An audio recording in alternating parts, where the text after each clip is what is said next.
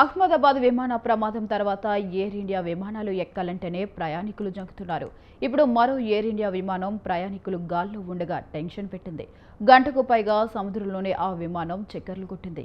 ఇక ముంబై నుంచి న్యూయార్క్ వెళ్లాల్సిన AI-191 విమానంలో టేకాఫ్ అయిన కొద్దిసేపటికే సాంకేతిక లోపం చోటు చేసుకోగా వెంటనే పైలట్ అప్రమత్తమయ్యారు. ఇక పైలట్ అనౌన్స్ చేయడంతో ప్రయాణికులు ఆందోళన చెందారు.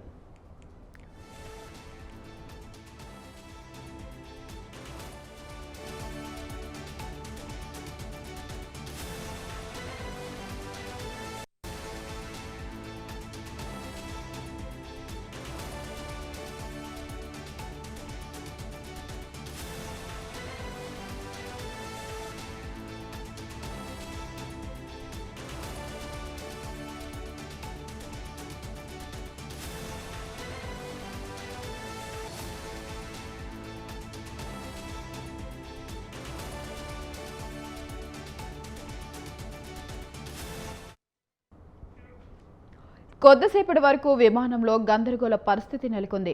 తర్వాత చాకచక్యంగా ముంబైలో సేఫ్గా ల్యాండింగ్ చేశారు. దీంతో ప్రయాణికులు ఊపిరి పీల్చుకున్నారు.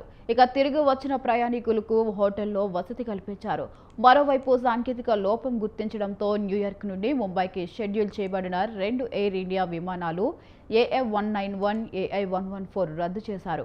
ఇక ప్రయాణికులకు ప్రత్యామ్నాయం కల్పించారు. దీనిపై స్పందించిన ఎయిర్ ఇండియా సంస్థ ప్రయాణికులు, సిబ్బంది భద్రతనే తమకు అత్యంత ప్రాధాన్యమని ప్రకటించారు.